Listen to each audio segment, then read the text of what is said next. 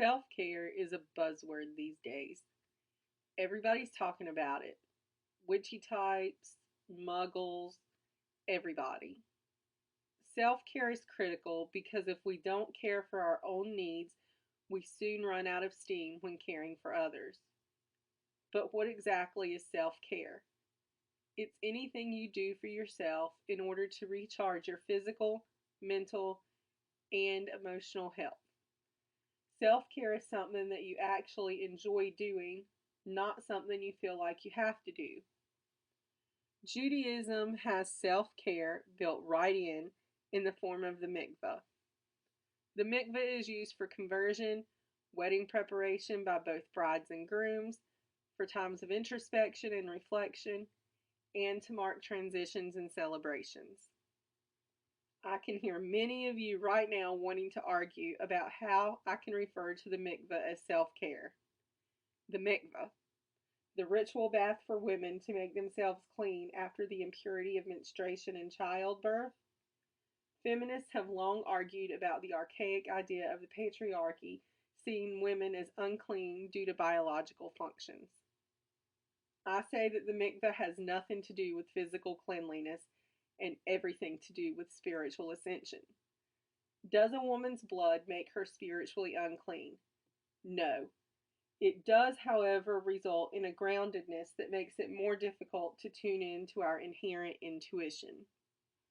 When looking at the chakra system, we notice that there are 7 centers within each of us. Within our center, we find the heart chakra. Below this, we have the 3 lower chakras, root, sacral, and solar plexus. Above the heart are the 3 higher chakras, throat, third eye, and crown. Each one of our chakras are important for proper balance within our physical, emotional, and mental self. The lower chakras, however, are tuned into our physical needs, groundedness, physical pleasure, and sense of self-worth. The upper chakras are concerned with our ability to speak our truth, intuition, and our relationship with or merging with our higher spirit. These upper chakras are what are viewed as the spiritual self. The heart chakra is the bridge between the lower and upper chakras. It focuses on love for self and others, as well as love for humanity and all things. Women are generally more intuitive and spiritually minded than men. When women bleed, however, they are coming out of the higher realms and into a more grounded state. There is nothing wrong with being grounded, and bleeding is the way in which women bring life into the world. Both are necessary. We must be grounded at times to ensure that we can function in this life. But just as we don't bleed continuously, we are not meant to be grounded continuously. Ascension is the process of reaching for the divine, and being grounded is a state of not being there. Bringing life into the world and bleeding are sacred acts, but when we are not doing this, we are supposed to be seeking higher states of ascension. The mikveh provides an opportunity for women to delineate between the bleeding time and the time when they return to higher states of intuition. It provides women a time to be alone and contemplate their spiritual selves.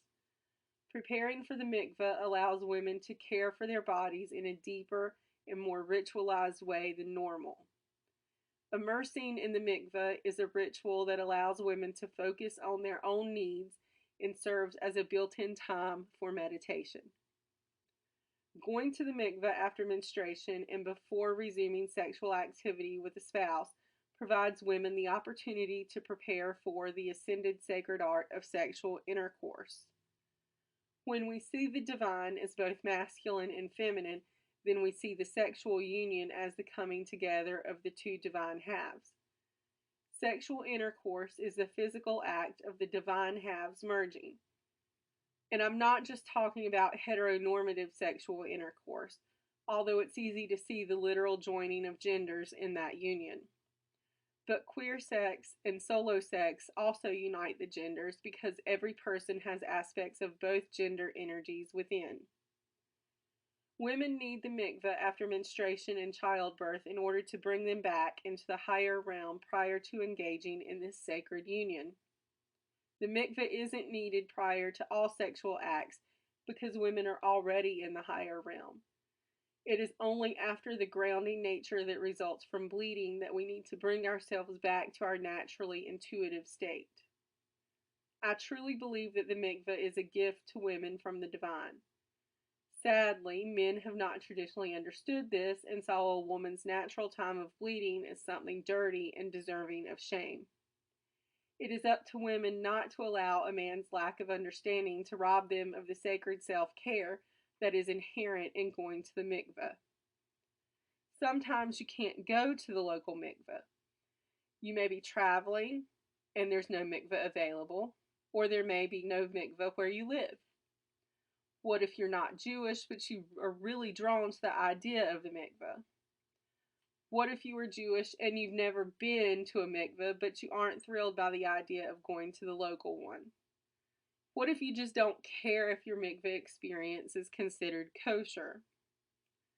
No matter what the situation is, you can usually find a way to indulge in the self-care ritual of the mikveh. A human-made mikveh isn't necessary. All that is required is a natural body of water. For the mikveh to be kosher, it must be attached to a natural spring, well, or cistern of rainwater. But if kosher status doesn't matter to you, then maybe you're comfortable with any natural body of water.